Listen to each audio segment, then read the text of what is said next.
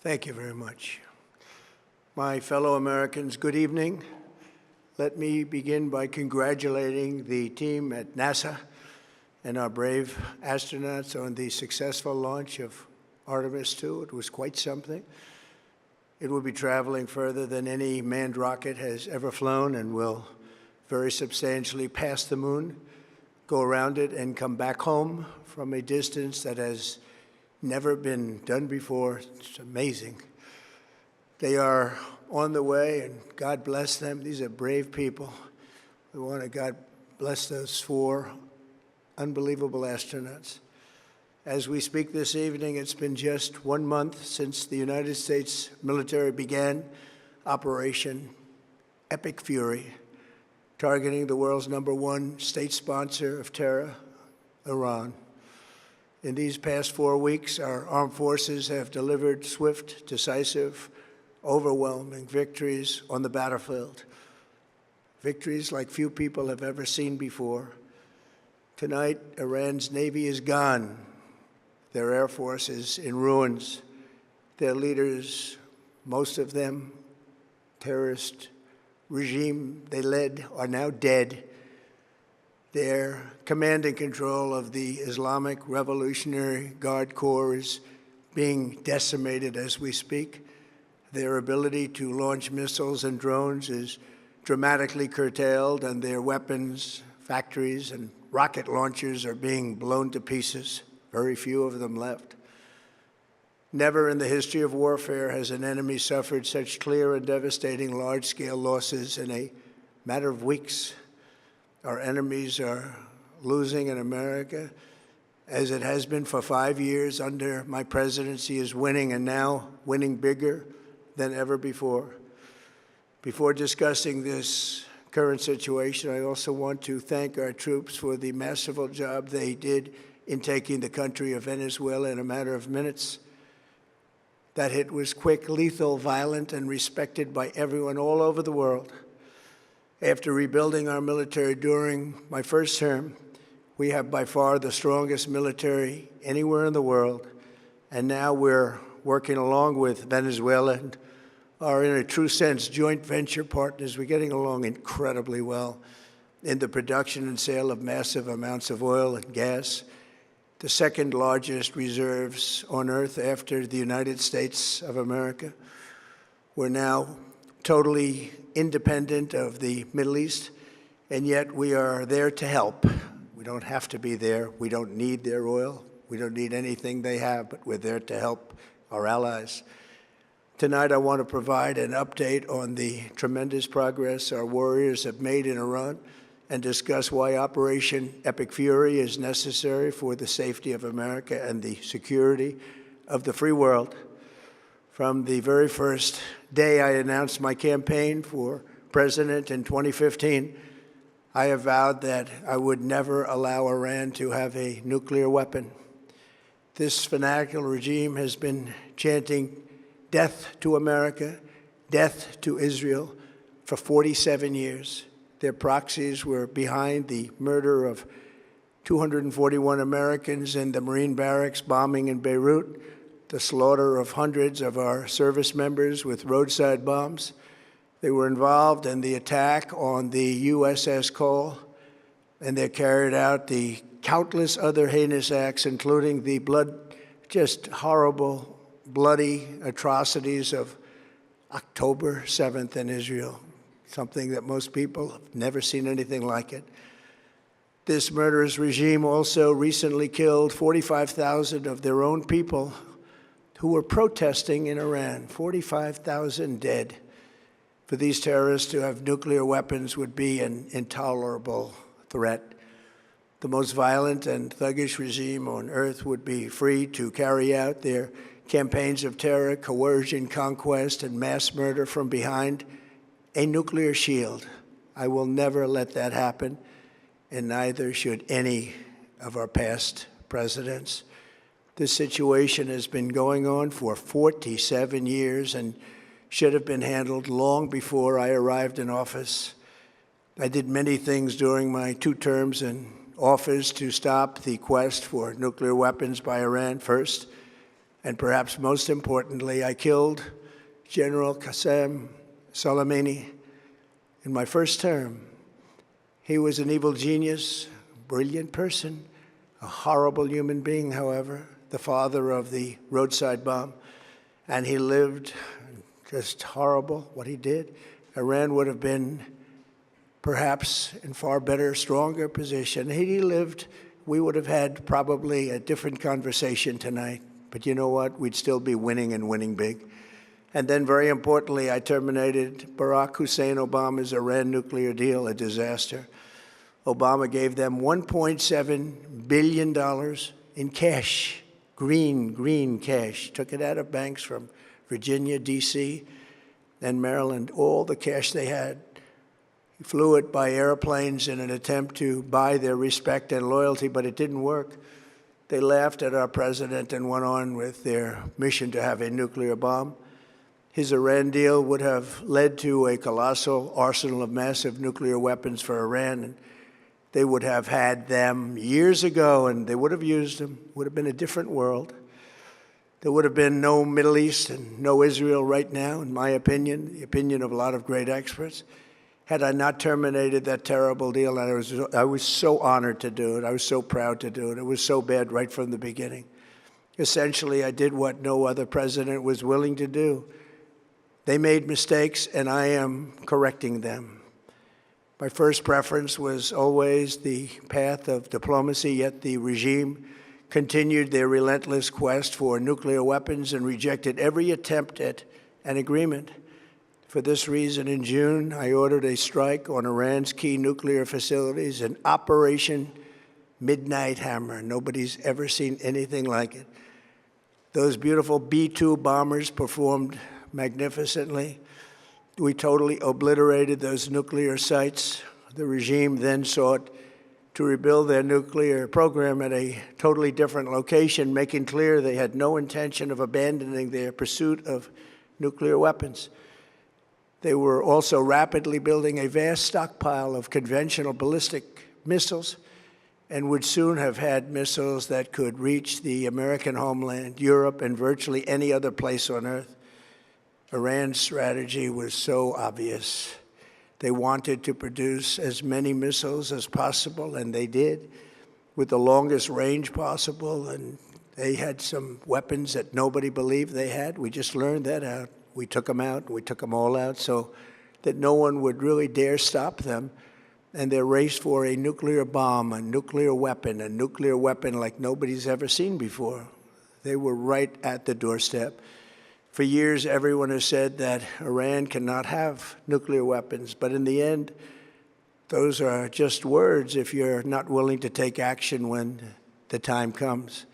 As I stated in my announcement of Operation Epic Fury, our objectives are very simple and clear. We are systematically dismantling the regime's ability to threaten America or project power outside of their borders. That means eliminating Iran's Navy, which is now absolutely destroyed, hurting their Air Force and their missile program at levels never seen before, and annihilating their defense industrial base. We've done all of it. Their Navy is gone, their Air Force is gone, their missiles are just about used up or beaten. Taken together, these actions will cripple Iran military, crush their ability to support terrorist proxies, and deny them the ability to build a nuclear bomb. Our armed forces have been extraordinary. There's never been anything like it militarily. Everyone is talking about it, and tonight I'm pleased to say that these core strategic objectives are nearing completion. As we celebrate this progress, we think especially of the 13 American warriors who have laid down their lives in this fight to prevent our children from ever having to face a nuclear Iran.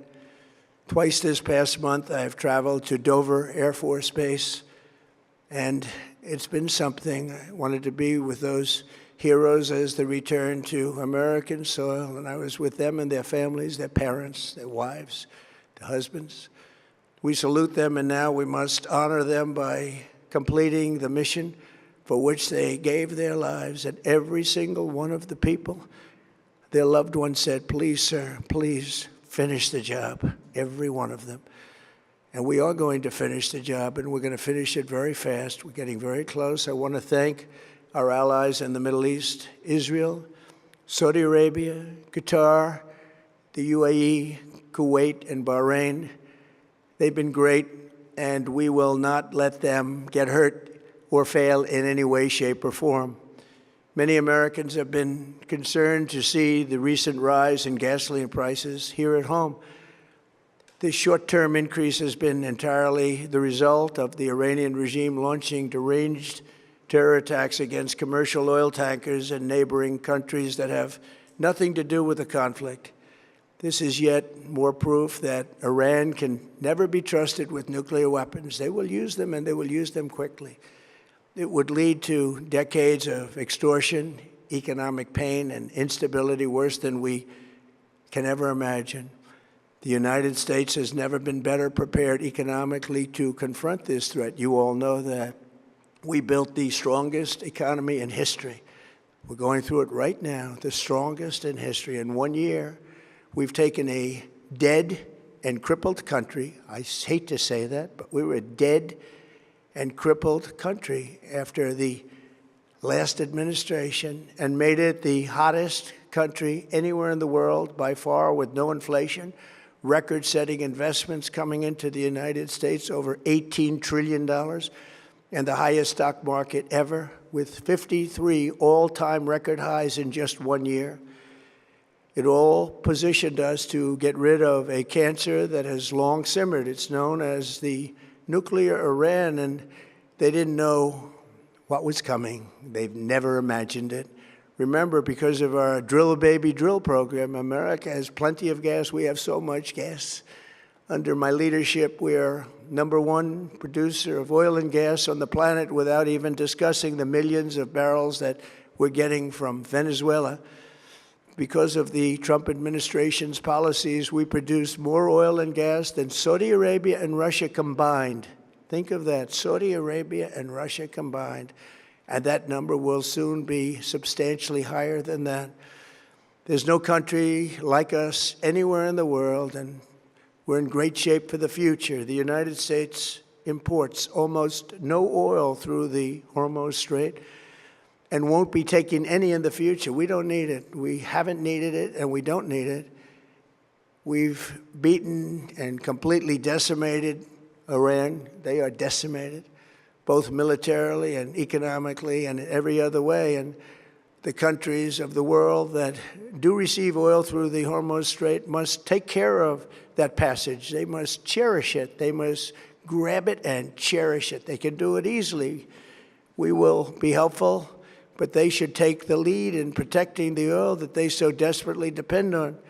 So to those countries that can't get fuel, many of which refuse to get involved in the decapitation of Iran, we had to do it ourselves. I have a suggestion. #1, buy oil from the United States of America. We have plenty. We have so much. And #2, build up some delayed courage. Should have done it before. Should have done it with us, as we asked. Go to the Strait and just take it, protect it, use it for yourselves. Iran has been essentially decimated. The hard part is done, so it should be easy. And in any event, when this conflict is over, the Strait will open up naturally. It'll just open up naturally. They're going to want to be able to sell oil because that's all they have to try and rebuild. It will resume the flowing, and the gas prices will rapidly come back down. Stock prices will rapidly go back up. They haven't come down very much, frankly. They came down a little bit, but they've had some very good days over the last couple of days. We've done actually much better than I thought, but we had to take that little journey to Iran to get rid of this horrible threat. With our historic tax cuts, where people are just now talking about receiving larger refunds than they ever thought possible, they are getting so much more money than they thought. That's from the great, big, beautiful bill. Our economy is strong and improving by the day, and it will soon be roaring back like never before. It will top the levels that it was a month ago. I've made clear from the beginning of Operation Epic Fury that we will continue until our objectives are fully achieved. Thanks to the progress we've made, I can say tonight that we are on track to complete all of America's military objectives shortly, very shortly. We're going to hit them extremely hard over the next 2 to 3 weeks. We're going to bring them back to the Stone Ages where they belong. In the meantime, discussions are ongoing. Regime change was not our goal. We never said regime change, but regime change has occurred because of all of their original leaders' death. They're all dead. The new group is less radical and much more reasonable. Yet if during this period of time no deal is made, we have our eyes on key targets. If there is no deal, we are going to hit each and every one of their electric generating plants very hard and probably simultaneously. We have not hit their oil, even though that's the easiest target of all, because it would not give them even a small chance of survival or rebuilding. But we could hit it, and it would be gone, and there's not a thing they could do about it. They have no anti-aircraft equipment. Their radar is 100% annihilated. We are unstoppable as a military force. The nuclear sites that we obliterated with the B-2 bombers have been hit so hard that it would take months to get near the nuclear dust, and we have it under intense satellite surveillance and control. If we see them make a move, even a move for it, we'll hit them with missiles very hard again. We have all the cards, they have none. It's very important that we keep this conflict in perspective. American involvement in World War I lasted 1 year, 7 months, and 5 days. World War II lasted for 3 years, 8 months, and 25 days. The Korean War lasted for 3 years, 1 month, and 2 days. The Vietnam War lasted for 19 years, 5 months, and 29 days. Iraq went on for 8 years, 8 months, and 28 days. We are in this military operation so powerful, so brilliant, against one of the most powerful countries for 32 days. And the country has been eviscerated and essentially is really no longer a threat. They were the bully of the Middle East, but they're the bully no longer. This is a true investment in your children and your grandchildren's future. The whole world is watching, and they can't leave the power, strength, and brilliance. They just can't believe what they're seeing. They leave it to your imagination, but they can't believe what they're seeing, the brilliance of the United States military. Tonight, every American can look forward to a day when we are finally free from the wickedness of Iranian aggression and the specter of nuclear blackmail. Because of the actions we have taken, we are on the cusp of ending Iran's sinister threat to America and the world. And I'll tell you, the world is watching. And when we do, when it's all over, the United States will be safer, stronger, more prosperous, and greater than it has ever been before. May God bless the men and women of the United States Armed Forces, and may God bless the United States of America. Thank you very much, and good night.